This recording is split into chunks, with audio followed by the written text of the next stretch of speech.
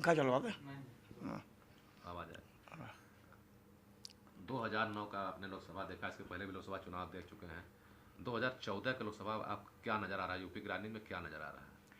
देखिए 2014 का ये चुनाव बहुत महत्वपूर्ण चुनाव है और इस चुनाव में कई राजनीतिक दल जो अपनी राजनीतिक ज़मीन को तलाशते हुए नज़र आ रहे हैं।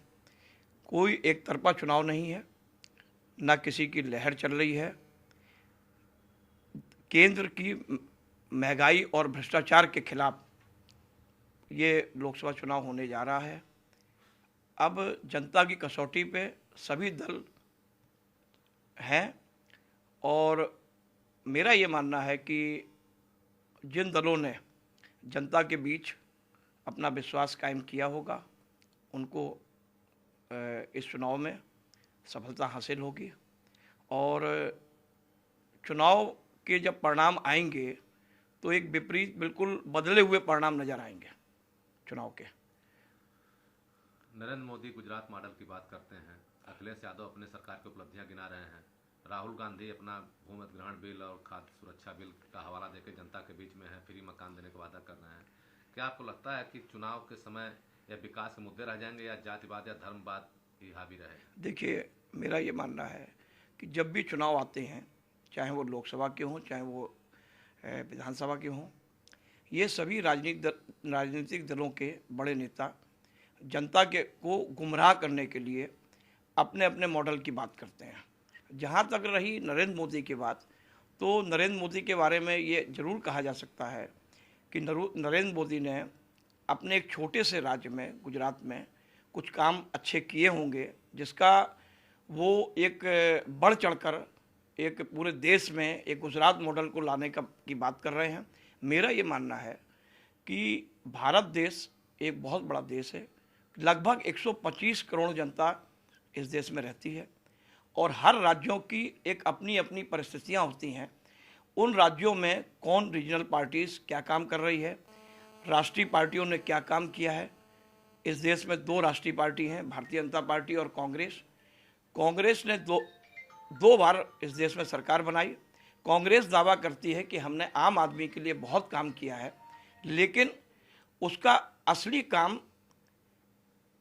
जनता तय करेगी और पूरी तरीके से मेरा ये मानना है कि कांग्रेस का जहाज डूब रहा है और कांग्रेस की सरकार का मुझे दूर तक नज़र नहीं आ रहा है कि कांग्रेस सरकार वापस इस चुनाव में आती दिखाई दे रही है।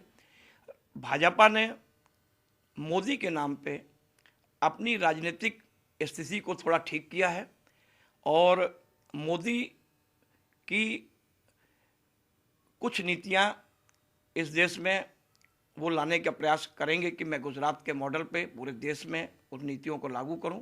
लेकिन मेरा फिर कहना है कि पूरे देश की राजनीतिक स्थितियां बिल्कुल अलग हैं। उत्तर प्रदेश एक बहुत बड़ा प्रदेश है जहां से 7 रेस कोर्स का रास्ता तय होता है। अभी तक लगभग जितने भी प्रधानमंत्री बने हैं उसमें उत्तर प्रदेश का सबसे बड़ा योगदान है और ये राष्ट्रीय चुनाव एक राष्ट्रीय मुद्दे पे लड़ा जाएगा। जिस सरकार ने अगर अपने क्षेत्र में विकास किया है, अब कौमों को जोड़ने का काम किया है, जनता के बीच उन्होंने कुछ किया है, तो मेरा ये मानना है कि जनता उसका वोट के रूप में उनको चुनेगी और सरकार किसकी बनेगी ये भी कहना मुश्किल है। अभी कांग्रेस, बहुजन समाज पार्टी और समाजवादी पार्टी लगातार गोधरा कांड का हवा खड़ा करते हैं मोदी के खिलाफ माहौल बनाने के लिए, लेकिन मुजफ्फरनगर में उससे बड़ा दंगा हुआ, क्या उसका असर इस पार्टी पे पड़ेगा? देखिए गोधरा कांड और मुजफ्फरनगर कांड मेरे हिसाब से बिल्कुल अलग है।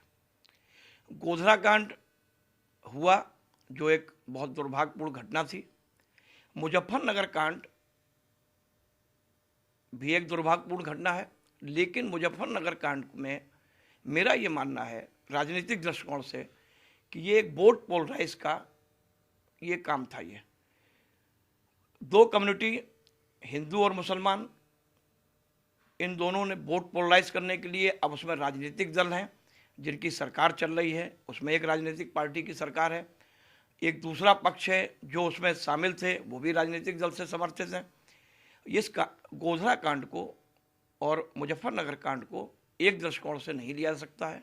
गोधरा कांड एक राष्ट्रीय स्तर पे एक बहुत बड़ी शर्मनाक घटना थी, लेकिन उस कांड का ये भी नहीं कहा जा सकता है कि गोधरा कांड एक मोदी का एक फेल्योर है। मुजफ्फरनगर कांड रोका जा सकता था, हो सकता है कि सरकार ने रोकने का प्रयास किया हो, लेकिन वहाँ की स्थितियाँ नहीं ऐसी रही हो कि वो कांड रुक सका हो। लेकिन अगर मुजफ्फरनगर से राजनीतिक आकलन किया जाए तो मेरा ये मानना है कि मुजफ्फरनगर एक से वोट पोलराइज करने का एक मेन मतलब वो था, जिसमें एक हिंदू और मुस्लिम दोनों पार्टियों के, हिंदुत्व बीजेपी की तरफ और मुसलमान किसकी तरफ जाएगा या उसका खामियाजा किस पार्टी को उठाना पड़ेगा, ये तो लोकसभा में चुनाव में पता लगेगा। अखिलेश यादव बार बार युवाओं की बात करते हैं। लैपटॉप का उन्होंने वादा किया था, लैपटॉप बांटा, लेकिन सबको नहीं मिल पाया। टैबलेट अभी छात्रों को नहीं मिल पाए हैं। फिर तमाम वादे करने जा रही है सरकार, कल घोषणा पत्र आने वाला है, आएगा। तो क्या लगता है कि युवा कहाँ जा रहा है, युवा के लिए क्या होना चाहिए? देखिए, युवा लैपटॉप की जहाँ तक बात है, लैपटॉप बांटना किसी की भी एक नियत पे शक नहीं किया सकता है, ये एक अच्छा काम है। लेकिन लैपटॉप सबको मिले या नहीं मिले, ये उनके मुख्यमंत्री के जो अधीन जिस विभाग के द्वारा बटे हैं, जो अधिकारी इसमें जिम्मेदार हैं, उनको ये तय करना था कि किसको लैपटॉप दिया जाए।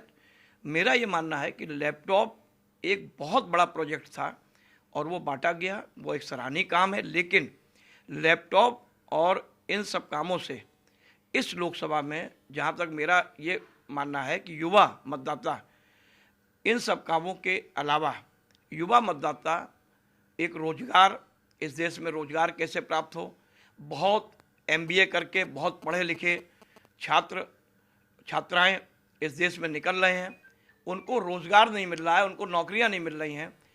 कौन सी पार्टी दिल्ली में सत्ता में काबिज होकर उनको नौकरी देगी, इस पे ये चुनाव होने जा रहा है। और युवा मतदाता, मेरा ये मानना है कि राष्ट्रीय स्तर पे उसी दल को चुनेगा, उसी दल को वोट देगा जो उनके भविष्य को संभालने के लिए दल आगे आएंगे। टिकट वितरण में को लेकर जिस तरह से जाति ध्रुवीकरण किया गया, कितने फला बिरादरी दिया गया, उसके बाद क्या आपको लगता है कि विकास का मुद्दा चलेगा? नहीं, देखिए, ऐसा है कि विकास का मुद्दा हर जगह चलता है।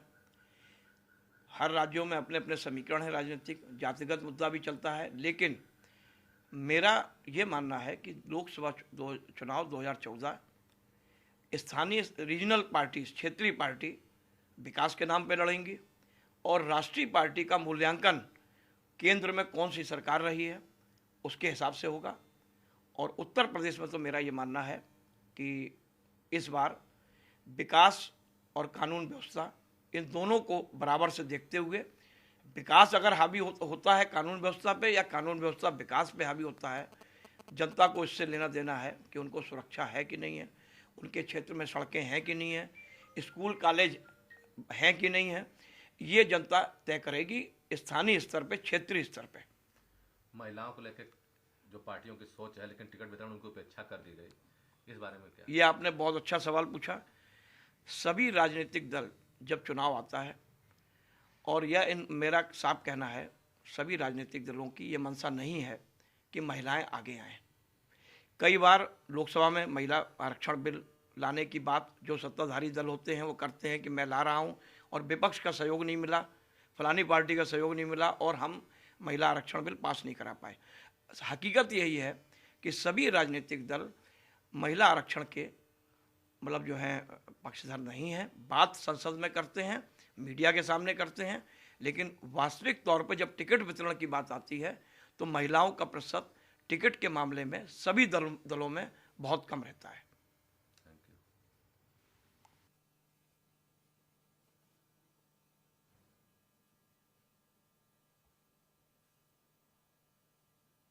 हाँ भैया, पक्ष कहाँ पूरा दिया है, हमने कुछ दिया नहीं इस तरीके का। हमने तो थोड़ा एंटी भी नहीं जिससे होता ना इतना, क्या चेंज कर लो, दूसरा कर लो, उसमें कौन सी दिक्कत? नहीं ठीक है, चला नहीं, अभी तो रोजा करना है। हमने राष्ट्रीय परिदृश्य में जो स्थिति है उस पर उसके हमने पूछा ना, उस पर हमने हाँ प्रणाम बताओ भैया। बता दिया हमने।